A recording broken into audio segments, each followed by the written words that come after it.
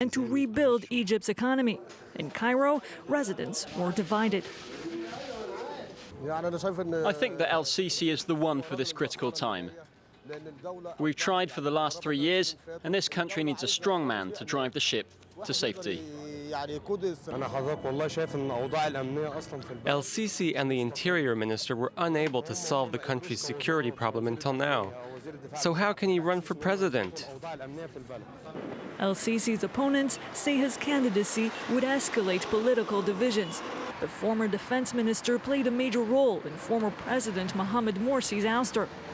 Since his arrest, authorities have detained thousands of Muslim Brotherhood supporters. On Monday, a court in southern Egypt sentenced to death 529 of them. Protesting against the decision, students have clashed with police in Cairo's and Shams University. Thursday, they demonstrated for the third day in a row.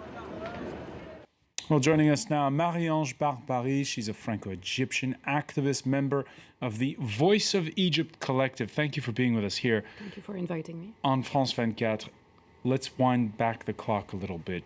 Last June, mass protests in Tahrir Square calling for the ouster of Egypt's first elected president.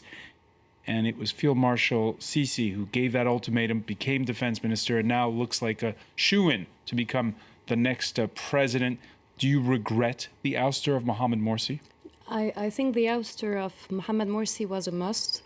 The only thing I regret is the fact that we were so scared at the time that we saw it as almost normal that the army would intervene to fulfill the demands of the people.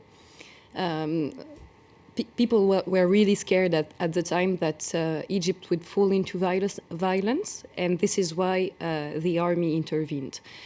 Of course, it did fall into violence afterwards. It was a major crackdown in August, and there's been scores of people, by the thousands, who've been thrown in jail. Yes, and many other thousands were killed, and many other thousands were wounded. And as I was telling you before, I'm not regretting the fact that we ousted Morsi. I'm regretting the fact that, as usual, the youth of the revolution is trying to start something to try to draw a path for the good of the people, and that strongest parties take it to their advantages without taking into account what was our Was initial... getting rid of Mohamed Morsi the only option? In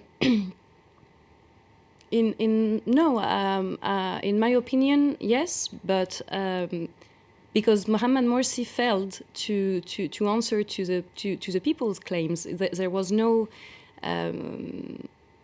better perspectives concerning the economic state of the country.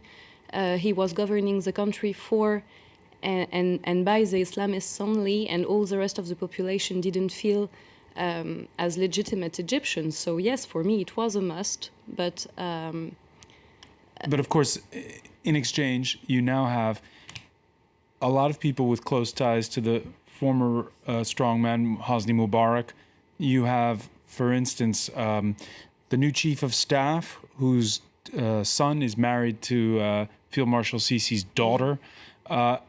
It's a return of what they call the deep state, of the old clique from before. I totally agree. But then I think that this is a result of the fact that in Egypt we have a very, very strong propaganda who has been entirely used for the benefit of El-Sisi and the army since the 3rd of July.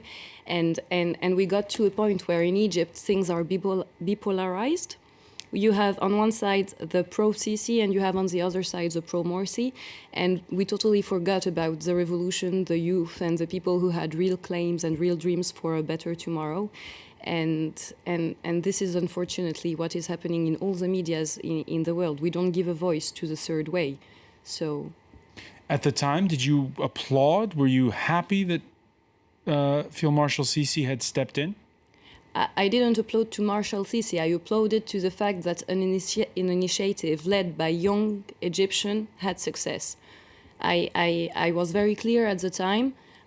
We were all hoping that the army would have learned from the transitional period, the first one, when the SCAF was on power, and that they would take this time to show us that they knew how to, that they realized what errors they made in the past, and that they were. Did you at any point at the time think, the generals could be back for another 20 years? To be honest, I didn't believe it at the beginning. I thought that the feuille de route would be followed. The roadmap. The roadmap would be followed, but clearly not. Today we see that when he makes an announcement, he doesn't even bother to take his military suit off before making the announcement. So yes, we are worried now. And will it be another 20 years? No, I don't think so. I think. What makes you say that? Because I go to Egypt, I know Egyptian people, and one thing we've realized is that when we're not happy about what's happening, we are very much able to give a chance to our leaders, but we are not ready to let them in power, for them to fulfill their time and do whatever they want. We know, even though it's hard to prove, even though it's not an easy thing, we know that the power at the end of the day belongs to us and that the street is ours. 2 decades ago in Algeria, there was a democratic election. The Islamists looked poised to win. The military suspended the process. What ensued was a civil war, a bloody one that lasted a decade, and the generals still have a lot of power, and you still have a situation where there hasn't really been any transition to any kind of opposition. I know that people tend to take one Arabic model and tend to say, oh, it happened in Algeria, so it's going to happen in Egypt, or see what is happening in Syria, it could happen tomorrow in Egypt. But we have to take into account that every country has a very specific past, a very different history and context, and the population, even though we have cultural links and resemblances, what happened in Algeria is, in my opinion, not applicable in Egypt. Marie-Ange Barbary, now that the Muslim Brotherhood has been driven underground, does that personally draw you closer to those people? It's not about being closer or being further. It's about when you have principles, when you pretend to be part or to be close from the revolutionary youth. You have principles, you have values, and these values are applicable to everybody, whether they have a beard or not. When I do fight for human rights, I fight for human rights, point, not for some people and for others not. Being clear and having principles has nothing to do with what I politically think, I think. So what do you think, for instance, of the mass trial we've seen in the last couple of days, 1,100 Islamists tried in just a few short hours? Mm-hmm. I think it's terrible, and I think it gives us a very strong warning about the coming months and years. This is what I'm planning to do to my opponents, and the first ones on the list are Islamists, but I'm sure that the list is full of other names, and once they will be done with the Islamists, they will maybe attack revolutionaries, and maybe after Christians, and maybe after, who knows? What's the strategy now for your collective, for your movement?